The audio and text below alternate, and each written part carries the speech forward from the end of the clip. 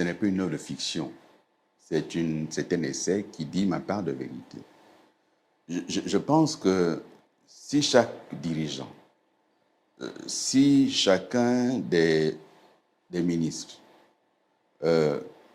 chacune des personnalités qui a pu accompagner Ali Bongo, ou avant lui, Omar Bongo, si chacun pouvait dire la part de ce qui a pu être fait, nous aurions une lecture plus saine et nous aurions un débat qui sortirait du débat de personne. Vous savez, aujourd'hui, je le dis simplement, on nous parle de libération. Je dis que le Gabon est sous occupation. Quand il y a un couvre-feu depuis un an, ce n'est pas la libération, c'est l'occupation. Quand vous avez des militaires qui occupent des postes civils, ce n'est pas une libération, c'est l'occupation. Je le dis très simplement, parce que c'est démontré par les faits. Et ces faits-là, c'est qu'aujourd'hui, il y a une kyrielle de personnes qui sont payées pour m'insulter sur les réseaux sociaux, qui sont payées pour m'empêcher de parler, qui ne veulent pas que je m'exprime. Mais de quoi a-t-on peur? Je n'ai pas d'armes. Et le général qui dirige la transition a lui-même dit à Tchibanga que Billy Bizet n'a pas d'armes. C'est un homme politique. Je n'ai pas d'armes et je ne crois pas aux armes. C'est pour ça que je suis contre les coups d'État. Les armes, c'est fait pour protéger l'État, la nation, la République, la population. Voilà à quoi servent les armes. Mais dans nos quartiers, les gens sont agressés. Même les policiers sont agressés. Dans nos quartiers aujourd'hui, on voit bien que l'immigration clandestine se poursuit. On voit bien que la drogue envahit nos quartiers, la violence envahit nos quartiers. Nous sommes sous un régime militaire, mais jamais l'insécurité n'a été aussi grande, malgré le couvre-feu. Voilà les vrais sujets qu'il faut régler. Ce que je dis, moi, dans ce livre, c'est qu'il a dit qu'il venait pour restaurer les institutions et ensuite rendre le pouvoir aux civils. C'est ce que nous attendons. Or, un an plus tard, il n'y a aucune institution qui a été restaurée. Aucune, zéro. On n'a pas dit aux Gabonais, institution par institution, voici le diagnostic qui a été posé. L'Assemblée nationale, le Sénat, ça a dysfonctionné à tel endroit, et voici comment on va corriger. On n'a pas dit aux Gabonais, la présidence ou le président, voici les dysfonctionnements. Le gouvernement, voici, il n'y a pas eu cela. Nous sommes sortis donc de la question de la restauration des institutions pour rentrer maintenant dans, voilà, on va construire les routes, on va endetter le pays, on va faire telle chose. Il est bon que tout ça se sache. Et quand je demande une commission vérité, justice et réconciliation, c'est sur la question des crimes de sang, sur la question de la répression qu'il y a eu, mais c'est aussi sur la question économique. Quand on a 7 000 milliards de dettes, ou plus, mais cet argent est passé où? Que ceux qui ont géré viennent répondre. Moi, j'entends dire, bah voilà, voici les routes de Billy Bizet. Je n'ai jamais été ministre des routes. Mais qu'on demande à ceux qui ont géré les routes. Il y en a aujourd'hui dans ce gouvernement-là qui ont été sous le gouvernement d'Ali Bongo, mais qu'on leur pose la question, puisqu'ils ont été jugés bons pour être là. Et moi, je suis, à l'heure où je parle là, militant du PDG. Je ne sais pas pour combien de temps encore, parce que vu l'orientation que prend le PDG, je ne sais pas si on va continuer à cheminer ensemble. Mais ce que je dis, c'est qu'on a dit que le PDG est mauvais. C'est le PDG qui a gaspillé le pays. Mais comment ça se fait qu'à tous les échelons des institutions de la transition, on trouve d'éminents PDGistes à la tête de l'Assemblée nationale, je dirais même à la tête du Sénat. Elle a fait 19 ans au gouvernement, grand militant du PDG. À la tête du Conseil économique et social, c'est quelqu'un qui a été grand militant du PDG lui aussi. Au niveau de la présidence, on trouve des membres du bureau politique du PDG, des membres du comité permanent du PDG, on en trouve au gouvernement, on en trouve à l'Assemblée nationale, on en trouve au Sénat. Donc, si le PDG a été mauvais, que font-ils dans ces institutions-là? À moins qu'on nous cache quelque chose. Et donc, l'écriture aussi, c'est pour que les Gabonais comprennent ce qui s'est passé.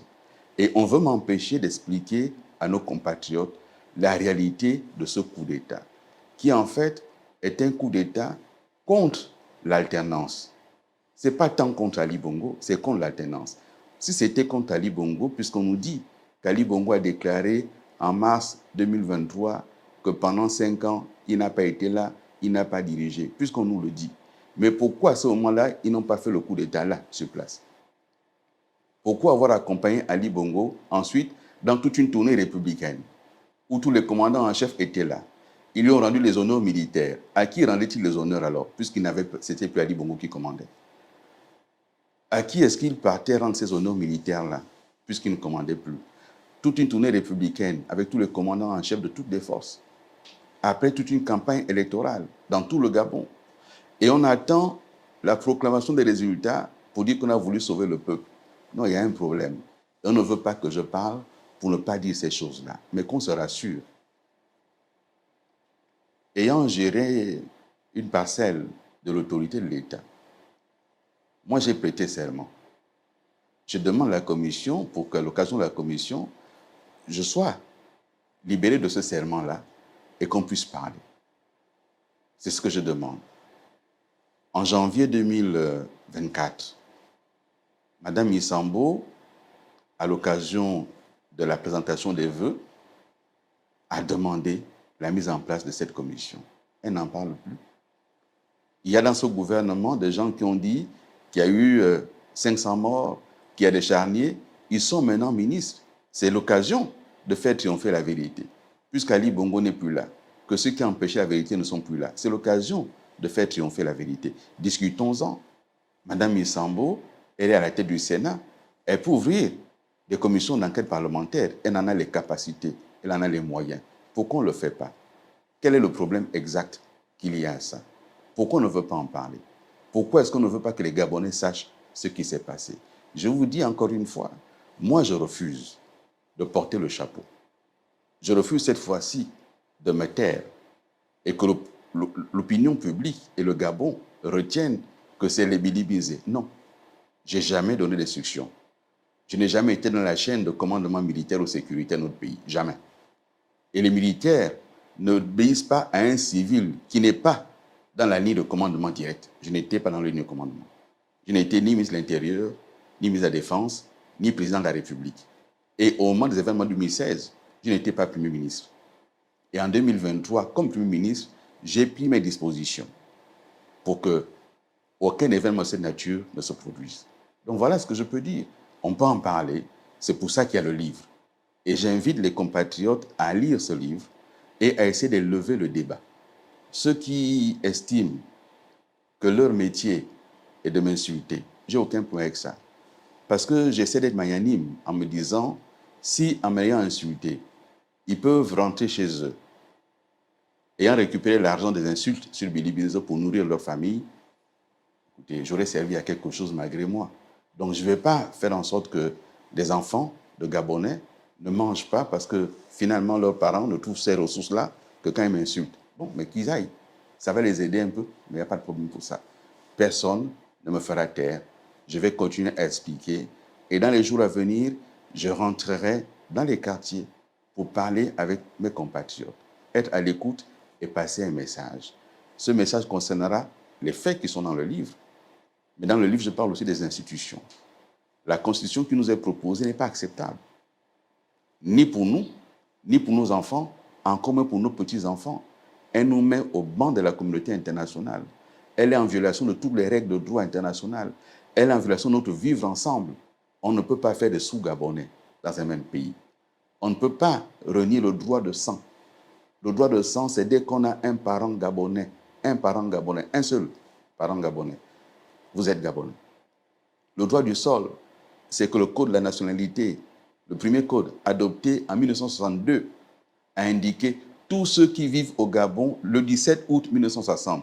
Tous ceux qui étaient au Gabon sont réputés Gabonais, sauf si quelqu'un renonçait. Donc tous ceux qui étaient sur le territoire du Gabon le 17 août 1960 sont Gabonais d'origine. C'est écrit dans le code de la nationalité, au titre de la nationalité d'origine. Ce qu'on nous invente aujourd'hui n'a aucun sens, ni juridique, ni politique. Une constitution, c'est un projet d'avenir. Ce sont des hommes et des femmes qui se réunissent et qui se disent qu'est-ce qu'on veut pour notre pays? Comment on voit notre pays dans 50 ans? Or, ce projet-là, s'il est mis en œuvre, dans 50 ans, le Gabon n'existe plus, puisqu'on pratique l'exclusion. On exclut ceux qui ont 70 ans. Pourquoi? Pourquoi à 70 ans, on ne peut pas être président, on peut être député? Mais le député vote la loi. Ce n'est pas le président qui vote la loi, c'est le député. Donc si la loi est mal votée, le président va appliquer quoi? Pourquoi est-ce qu'on exclut ceux qui portent un handicap physique? C'est quelle histoire? Ça vient d'où? Qui a dit que celui qui a un handicap physique, qui a un pied beau, qui a un bras qui ne fonctionne pas, n'est pas apte à diriger? Pourquoi? Ce n'est pas les militaires. Il ne s'agit pas de recruter dans l'armée le certificat de toise. C'est la question de la gestion de l'État. Donc sur cette constitution, j'irai en campagne. Ce n'est pas modifié. j'irai en campagne pour faire échec